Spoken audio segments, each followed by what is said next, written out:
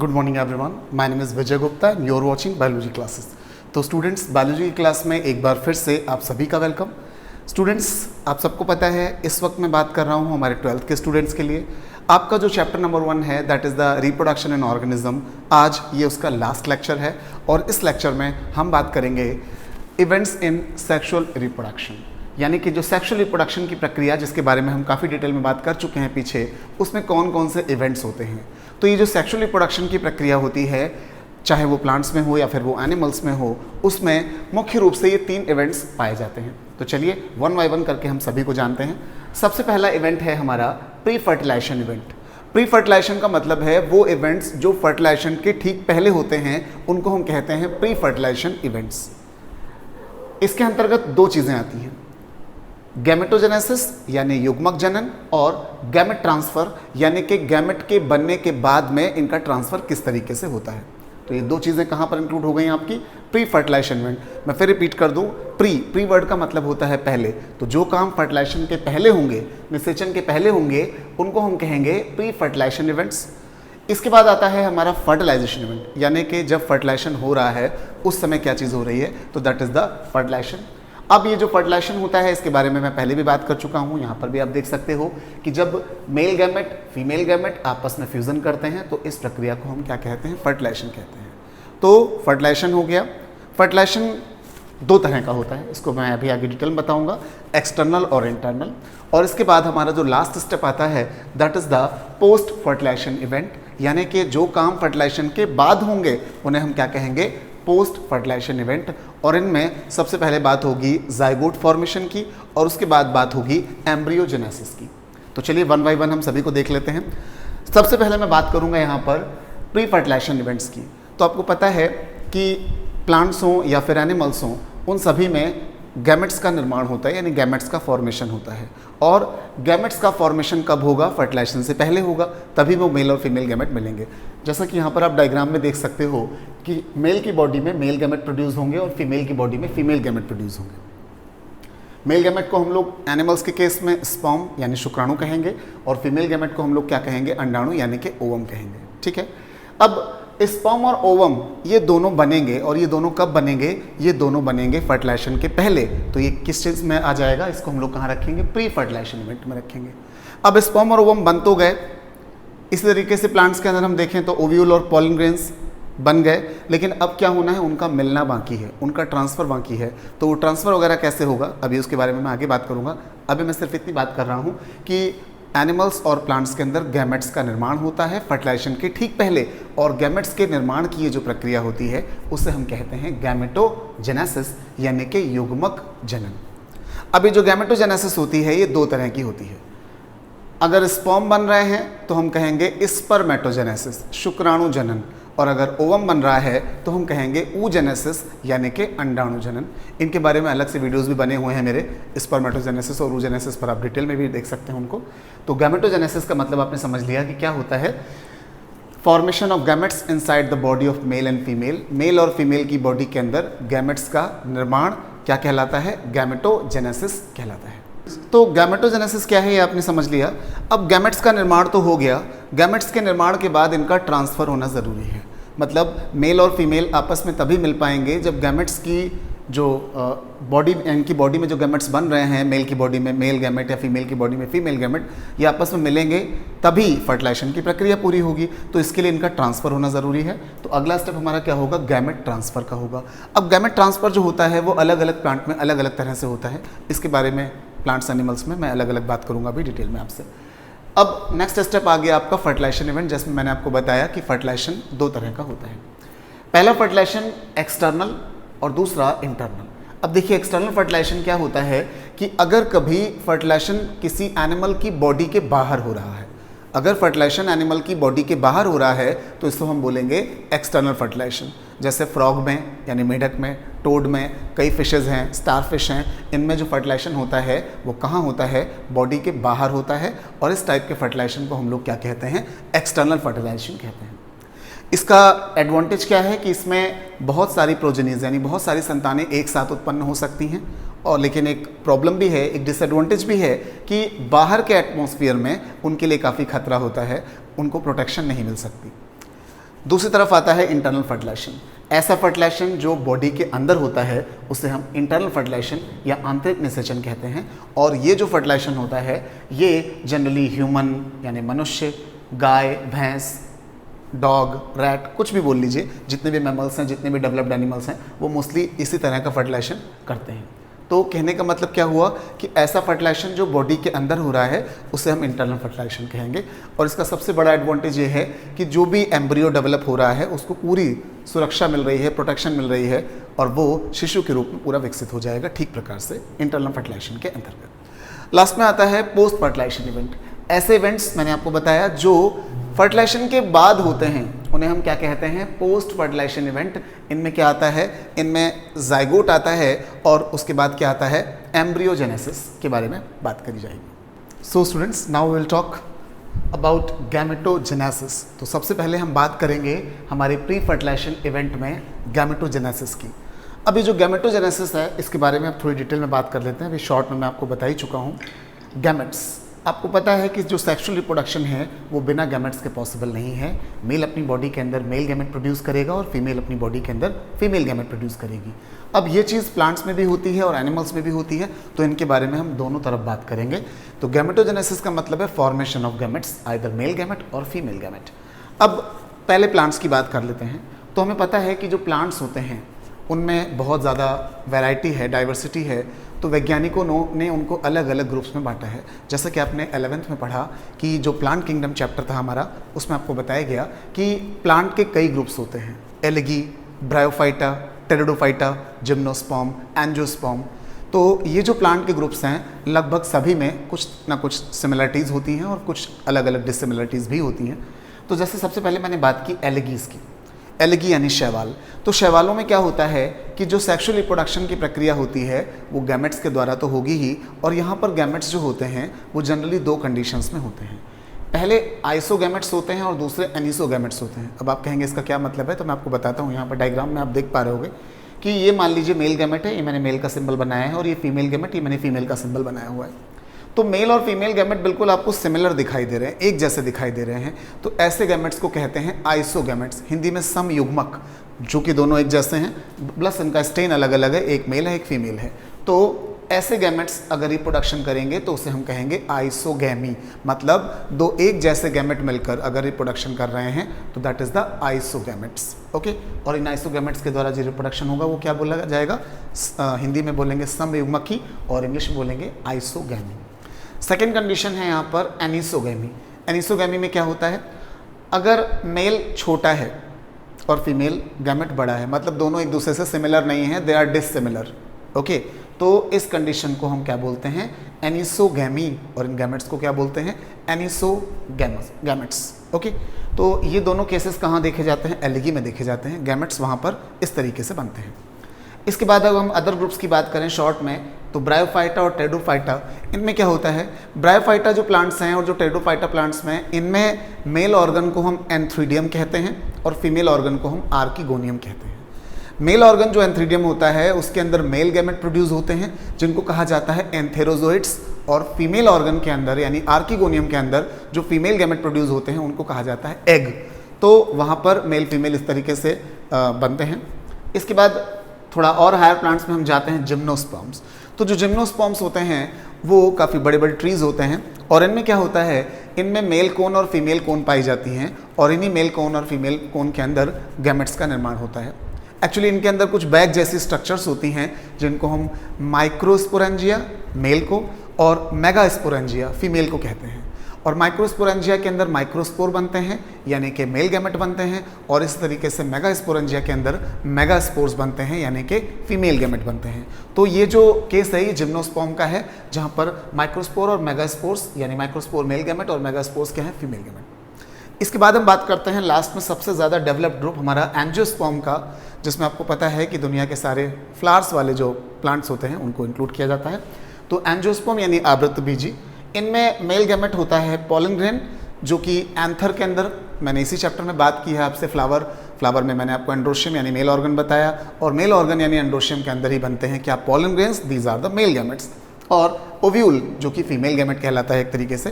तो प्लांट्स में आपने देखा कि कुछ इस तरीके से गैमेट्स का फॉर्मेशन हो रहा है।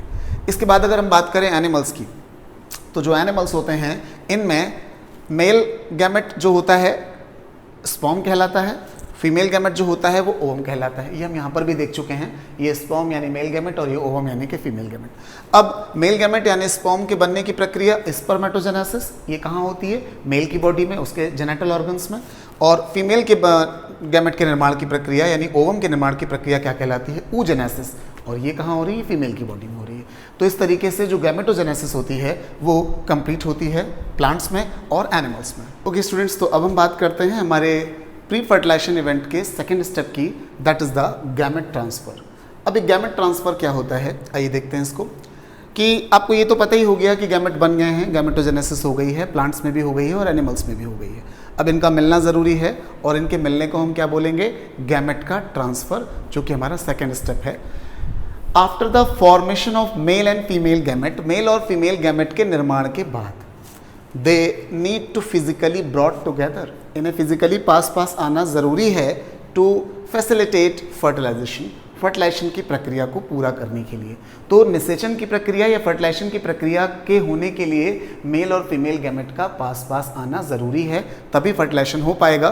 तो इस प्रक्रिया को हम कहते हैं gamete transfer. Okay, this process is known as gamete transfer.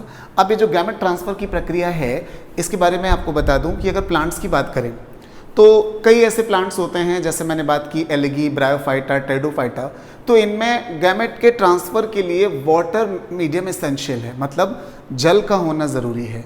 होता क्या है कि जो मेल गैमेट होते हैं जनरली वो मोटाइल होते हैं यानी गतिशील होते हैं और वो तैर कर फीमेल की बॉडी तक पहुंचते हैं। तो मेल ऑर्गन फीमेल ऑर्गन पास होते हैं जनरली कई बार, तो मेल गैमेट जो होगा वो स्विमिंग करता हुआ फीमेल गैमेट के पास पहुंच जाएगा और इस तरीके से इनमें गैमेट का ट्रांसफ़र हो जाएगा। तो गैमेट के ट्रांसफ़र के लिए यहाँ पर क्या ज़रूरत हुई? यहाँ पर ज़रूरत पड़ी पानी की, तो वाटर मीडियम एसेंशियल हो जाता है कई बार एल्गी, ब्रायोफाइटा और टेरिडोफाइटा के केस में। बट अगर हम कुछ हायर प्लांट्स की बात करें जैसे जिम्नोस्पर्म और एंजियोस्पर्म की, तो इनमें क्या होता है? इनमें जनरली पॉलिनेशन होता है। पॉलिनेशन मतलब परागण। परागण क्या है? किसी फ्लावर के पॉलिन ग्रेन्स का वहाँ से निकलकर किसी दूसरे फ्लावर पर जाना, स्टिग्मा पर पहुँचना पॉलिनेशन कहलाएगा। पॉलिनेशन यानी परागण, तो ये कई बार एयर यानी हवा से हो सकता है, तो वायु के द्वारा यानी हवा के द्वारा मेल गैमेट उड़ कर जाएंगे फीमेल गैमेट के पास में, तो इस तरीके से गैमेट्स का ट्रांसफ़र हो जाएगा। इसको हम क्या बोलेंगे? एयर पॉलिनेशन कहेंगे या एनिमोफिली भी बोलते हैं इसको, वायु परागण हिंदी में आप कहेंगे। कई बार पानी की सहायता से भी पॉलिन ग्रेन, कुछ ऐसे एक्वेटिक प्लांट होते हैं, जलीय पौधे, जिनमें वाटर पॉलिनेशन होता है यानी परागकण पानी में तैर कर जाते हैं। कई बार इंसेक्ट्स की सहायता से यानी इंसेक्ट्स की बॉडी पर पॉलिन ग्रेन्स चिपक जाते हैं और वो ट्रांसफ़र कर देते हैं मेल गैमेट को फीमेल गैमेट के पास में।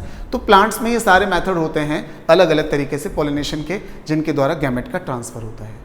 अब अगर एनिमल्स की बात करें तो एनिमल्स में गैमेट ट्रांसफ़र करने के लिए एक प्रक्रिया होती है, that is the copulation. Copulation का मतलब सेक्सुअल इंटरकोर्स, जिसमें मेल फीमेल पास आते हैं। जनरली मेल अपनी जो मेल गैमेट होते हैं वो फीमेल की बॉडी में ट्रांसफ़र कर देता है और कॉपुलेशन की प्रक्रिया के बाद दोनों अलग अलग हो जाते हैं और इसके बाद आगे फर्टिलाइजेशन की प्रक्रिया पूरी होती है। तो इस तरीके से प्लांट्स और एनिमल्स में गैमेट्स का ट्रांसफ़र होता है। ओके स्टूडेंट्स, तो अब हम बात करेंगे हमारे सेकेंड इवेंट की, दैट इज़ द फर्टिलाइजेशन। तो ये जो फर्टिलाइजेशन का इवेंट होता है ये क्या होता है? डेफिनेशन आपको पहले ही बताई जा चुकी है, एक बार फिर से सुन लीजिए कि फर्टिलाइजेशन या निषेचन वह प्रक्रिया होती है जिसमें मेल गैमेट और फीमेल गैमेट आपस में मिलते हैं और एक डिप्लॉयड जाइगोट का निर्माण करते हैं। तो fertilization is a process in which male and female gamete fuse together and to form a diploid zygote। और इसके बाद आपने देखा कि मेल और फीमेल गैमेट तो हैप्लॉइड थे, ये तो हमें पहले से ही पता है, और इन्होंने फर्टिलाइजेशन के द्वारा आपस में संयोग किया और एक डिप्लॉयड जाइगोट का निर्माण कर लिया। अब ये फर्टिलाइजेशन क्या है ये आप पहले से जानते हैं, क्योंकि इसी चैप्टर में मैं आपको पीछे ये बात बता चुका हूँ। अब मैं यहाँ पर आपको बताने जा रहा हूँ कि जो फर्टिलाइजेशन होता है वो जनरली दो तरह का होता है, एक्सटर्नल फर्टिलाइजेशन यानी बाह्य निषेचन और इंटरनल फर्टिलाइजेशन यानी कि आंतरिक निषेचन। अब क्या डिफरेंस है दोनों में, आइए देखते हैं। एक्सटर्नल नाम से ही क्लियर हो रहा है कि जब फर्टिलाइजेशन बॉडी के बाहर होता है। सिंपली आप जान लो कि क्या होता है कि मेल अपने मेल गैमेट बॉडी के बाहर छोड़ दे। मान लीजिए पानी में पाए जा रहे एनिमल्स, ज़्यादातर पानी वाले एनिमल्स में ही होता है। एग्जाम्पल के तौर पर फ्रॉग को ले लेते हैं, मेढक। तो फ्रॉग ने क्या किया, अपने स्पर्म पानी में छोड़ दिए, फीमेल ने अपने एग पानी में छोड़ दिए और दोनों का फर्टिलाइजेशन बॉडी के बाहर पानी में पूरा हो गया, तो इस तरीके का फर्टिलाइजेशन क्या कहलाएगा? एक्सटर्नल फर्टिलाइजेशन कहलाएगा। अभी जो एक्सटर्नल फर्टिलाइजेशन होता है इसकी डेफिनेशन यहाँ पर लिखी हुई है कि it involves the fusion of male and female gamete. इसके अंतर्गत फ्यूजन होता है मेल और फीमेल गैमेट का, कहाँ? Outside of the body of the female body, female body के बाहर हो रहा है, अंदर नहीं हो रहा है, तो ये एक्सटर्नल फर्टिलाइजेशन कहलाएगा। Chances of survival of the offspring are less. अब यहाँ पर एक दिक्कत क्या है, इसका डिसएडवांटेज क्या है कि जो भी संतानें होंगी उनके सरवाइव करने के चांसेस बहुत कम होंगे। क्यों? क्योंकि आपको पता है कि नदी तालाब में बहुत सारे प्रेडेटर्स होंगे, परभक्षी होंगे जो इनके अंडों को खा लेंगे, तो बहुत सारे बच्चे नष्ट हो जाएंगे। तो कहने का मतलब क्या है कि यहाँ पर प्रोटेक्शन के पॉइंट ऑफ व्यू से अगर हम देखें तो ये उतना अच्छा नहीं है, क्योंकि यहाँ पर उनका सर्वाइवल बहुत कम होता है और इसीलिए ये बहुत ज़्यादा मात्रा में फीमेल एग प्रोड्यूस करती है। यानी फीमेल हज़ारों की संख्या में अंडे देगी, तब जाकर उनमें से कुछ में ही बच्चे डेवलप हो पाएंगे, क्योंकि वहाँ पर सर्वाइवल उतने अच्छे से नहीं हो पाएगा। तो ये बात भी यहाँ पर लिखी है कि chances of survival of the offspring, offspring माने संतानों के सर्वाइवल करने के जो चांस होंगे वो क्या हो जाएंगे? लेस हो जाएंगे, काफ़ी कम हो जाएंगे। Therefore a large number of eggs are produced, इसलिए ये बहुत ज़्यादा मात्रा में अंडे उत्पन्न करती है। ओके, एग्जाम्पल क्या है इसका? फ्रॉग है, स्टार फिश है, फिशेज हैं, ये सारे एग्जाम्पल हो गए आपके एक्सटर्नल फर्टिलाइजेशन के। अब हम बात करेंगे सबसे एडवांस टाइप का, इंटरनल फर्टिलाइजेशन। अभी जो इंटरनल फर्टिलाइजेशन होता है ऑब्वियसली इसका अपोजिट है, तो डिफरेंसेस भी आप यहाँ पर देख सकते हो। आपका जो इंटरनल फर्टिलाइजेशन होता है it involves the fusion of male and female gamete inside the female body. जब मेल ने अपने गैमेट को फीमेल की बॉडी के अंदर रिलीज किया है तो ऑब्वियसली फर्टिलाइजेशन कहाँ होगा? फीमेल की बॉडी के अंदर होगा, और इस टाइप के फर्टिलाइजेशन को हम क्या कहेंगे? इंटरनल फर्टिलाइजेशन, जो फीमेल की बॉडी के अंदर हो रहा है। Okay, chances of survival of the offspring are more. यहाँ पर क्या था? लेस चांसेस थे, यहाँ पर चांसेस ज़्यादा हैं। क्यों चांसेस ज़्यादा हैं? क्योंकि अब एक प्रोटेक्शन मिल रही है, माता के शरीर के अंदर शिशु डेवलप हो रहा है, एम्ब्रियो डेवलप हो रहा है, तो उसको एक सुरक्षा मिल रही है, तो वहाँ पर उसके सर्वाइवल के चांसेस ज़्यादा हैं। Okay, therefore a small number of eggs are produce. तो सर्वाइवल जब ज़्यादा है तो बहुत ज़्यादा अंडे उत्पन्न करने की ज़रूरत नहीं है, तो थोड़े यानी बहुत ही कम स्मॉल नंबर ऑफ एग्स ही प्रोड्यूस करती हैं female in case of internal fertilization. Now examples are human, cow, dog, hens etcetera. तो ये सारे एग्जाम्पल हो गए इंटरनल फर्टिलाइजेशन के। आई होप आपको ये दोनों बातें समझ में अच्छे से आ गई होंगी कि एक्सटर्नल फर्टिलाइजेशन क्या होता है और इंटरनल फर्टिलाइजेशन क्या होता है। तो अब इसके बात करेंगे हम बाद में, अब हम बात करेंगे हमारे लास्ट स्टेप की, that is the third step of your events in sexual reproduction, that is the post fertilization events.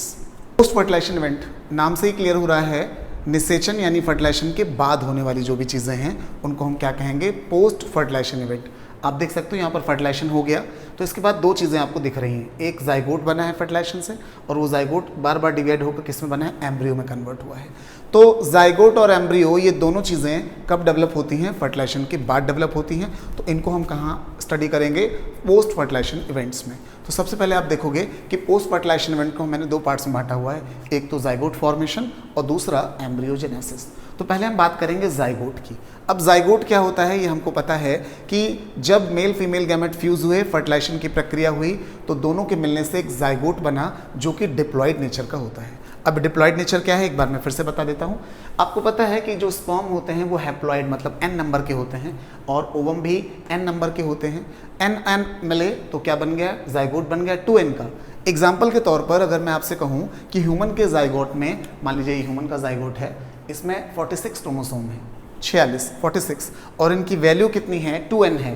तो 2n इज इक्वल टू 46 हो गया यहाँ पर, तो n इज इक्वल टू कितना हो जाएगा? 23, और यहाँ पर भी कितना हो जाएगा? 23। तो n बराबर 23, n बराबर 23, और जब n और n मिले तो हो गया 2n, और 2n बराबर कितना हो गया? 46 हो गया। यानी कि हमारे जाइगोट की जो सेल होती है वो डिप्लॉयड नेचर की है। 23 क्रोमोसोम्स हमें अपने फादर से प्राप्त होते हैं, 23 मदर से प्राप्त होते हैं, और टोटल हमारी पहली सेल में कितने क्रोमोसोम्स आ जाते हैं? 46, which is 2n, means the zygote is diploid in nature. तो जाइगोट जो है वो डिप्लॉयड नेचर का है, और zygote is the first cell of the living organism, और हमारी बॉडी की जो पहली सेल है वो जाइगोट है। यानी जब हमारा अस्तित्व इस दुनिया में आया तो हम सबसे पहली सेल के फॉर्म में जब थे तो हमारा क्या नाम था? जाइगोट था। तो it is the first cell of all living being. Okay, now it is diploid in nature. अब ये क्या होता है? डिप्लॉयड इन नेचर का होता है। अब जाइगोट के बारे में कुछ और फैक्ट्स भी हैं जो आप जान लो यहाँ पर, कि कुछ ऐसे भी जाइगोट हैं प्लांट्स वगैरह में जिनको बनने के बाद में फेवरेबल कंडीशन नहीं मिल पाती, अनुकूल परिस्थितियां नहीं मिल पाती, तो वो अपने चारों तरफ एक लेयर बना लेते हैं, एक सिस्ट बना लेते हैं, जिससे वो सिस्ट उनकी रक्षा करती है, प्रोटेक्शन करती है। तो ये जो प्रोटेक्टिव कवरिंग होती है ये बनी रहती है कब तक? जब तक कि इनकी लाइफ में फेवरेबल कंडीशन वापस नहीं आती। और जब फेवरेबल कंडीशंस वापस आ जाती हैं तब जाइगोट इस सिस्ट को फाड़ देता है और डेवलप होकर फिर से एक नए ऑर्गेनिज्म का निर्माण कर लेता है। तो इस तरीके से जाइगोट का फॉर्मेशन होता है और उसका डेवलपमेंट होता है और आगे जाकर वो एम्ब्रियो बना लेता है। अब जाइगोट के सेल का जो डिवीज़न होता है उसको हम लोग उसी से एम्ब्रियो का निर्माण होता है। आप देख सकते हो यहाँ पर एक सेल है और यहाँ पर कई सारी सेल्स हैं। तो अब एम्ब्रियो कैसे बनेगा इसकी बात हम करेंगे अगले स्टेप में, that is the embryogenesis. Okay, तो एम्ब्रियोजेनेसिस क्या है? जाइगोट से एम्ब्रियो बनने की प्रक्रिया, यानी यहाँ से यहाँ तक का ये जो काम हो रहा है उसे हम क्या बोल रहे हैं? एम्ब्रियोजेनेसिस बोल रहे हैं। तो आपने लिखा है यहाँ पर embryogenesis refers to the process of development of embryo from the zygote. मतलब एम्ब्रियोजेनेसिस एक ऐसी प्रक्रिया है जिसमें हम एम्ब्रियो का डेवलपमेंट पढ़ते हैं। किससे? जाइगोट से। सिंपली जाइगोट से एम्ब्रियो बनने की प्रक्रिया एम्ब्रियोजेनेसिस कहलाती है। अब इसमें क्या होगा? इसमें दो इंपॉर्टेंट स्टेप होते हैं, इनको समझते हैं। एक होता है सेल डिवीज़न और एक होता है सेल डिफरेंशिएशन। तो उसको बहुत ध्यान समझ लें। सेल डिवीज़न क्या है? एक सेल थी, 1 से 2 हुई, 2 से 4 हुई, 8 हुई, 16 हुई, 32 हुई, सेल्स बढ़ती जा रही हैं। इसको हम क्या बोलेंगे? सेल डिवीज़न, कोशिका विभाजन। माइटोसिस डिवीज़न होगा और लगातार बॉडी में सेल्स बढ़ती चली जाएंगी।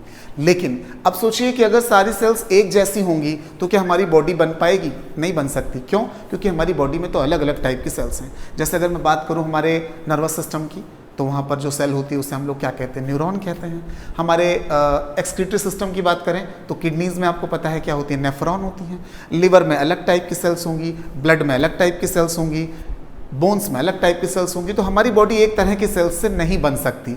हमारी बॉडी के बनने के लिए या किसी भी ऑर्गेनिज्म की बॉडी के बनने के लिए कई टाइप की सेल्स चाहिए। तो एम्ब्रियो की ये जो सेल्स हैं अभी तो ये एक ही टाइप की हैं, लेकिन अब ये क्या करेंगी? अब ये करेंगी सेल डिफरेंशिएशन, कोशिका विभेदन। मतलब एक टाइप की सेल से कई टाइप की सेल्स बनने की जो प्रक्रिया है उसको हम कहते हैं सेल डिफरेंशिएशन। आई रिपीट, एक प्रकार की कोशिका से अन्य सभी प्रकार की कोशिकाओं के बनने की जो क्षमता है उसे कहा जाएगा सेल डिफरेंशिएशन या कोशिका विभेदन। तो जाइगोट के सेल्स में बार बार डिवीज़न होगा, बार बार सेल डिफरेंशिएशन होगा। इस तरीके से जब सेल डिफरेंशिएशन होगा तो कई प्रकार की सेल्स बन जाएंगी। सेल्स के मिलने से टिश्यूज़ बन जाएंगे, टिश्यूज़ के मिलने से ऑर्गन बनेंगे, ऑर्गन के मिलने से ऑर्गन सिस्टम बनेंगे और ऑर्गन सिस्टम से पूरा ऑर्गेनिज्म यानी जीवधारी डेवलप हो जाएगा। तो वही बात यहाँ पर लिखी गई है कि ड्यूरिंग एम्ब्रियोजेनेसिस की प्रक्रिया में zygote undergoes cell division. Zygote में क्या होगा? सेल डिवीज़न होगा एंड सेल डिफरेंशिएशन, और सेल डिफरेंशिएशन भी होगा जिससे कई तरह की एज द रिजल्ट क्या होगा? डिफरेंट सेल्स, कई प्रकार की सेल्स बनेंगी, टिश्यूज बनेंगे, ऑर्गन्स अंग बनेंगे, आर फॉर्म्ड, दस एन ऑर्गेनिज्म डेवलप्ड कंप्लीटली। और इस तरीके से पूरे ऑर्गेनिज्म का निर्माण हो जाएगा। तो यहाँ पर हमने अपने टॉपिक को पूरा कर लिया है और चैप्टर भी हमारा अब यहाँ पर ख़त्म हो गया है। उम्मीद कर रहा हूँ इस चैप्टर के मैंने लगभग 6 लेक्चर्स लिए हैं। आपने सारे लेक्चर्स देख लिए होंगे, नहीं देखे हैं तो डिस्क्रिप्शन में मैं आपको सारे लिंक दे दूंगा, चैप्टर को कम्प्लीटली देख लें। ये चैप्टर काफ़ी छोटा ज़रूर है, लेकिन मैं आपको बता दूं कि आपके एग्ज़ाम के पॉइंट ऑफ व्यू से और आपके नीट के एग्ज़ाम के पॉइंट ऑफ व्यू से ये बहुत इंपॉर्टेंट चैप्टर है। बहुत कम एरिया में और काफ़ी क्वेश्चन आपको ये दे सकता है एग्ज़ाम में। तो चलिए, उम्मीद कर रहा हूँ वीडियो आपको अच्छा लगा होगा। कमेंट करके ज़रूर बताइएगा कि वीडियो आपको कैसा लगा है। इस वीडियो में इतना ही, आगे मिलते हैं किसी नए टॉपिक के साथ में। Thanks for watching, have a good day.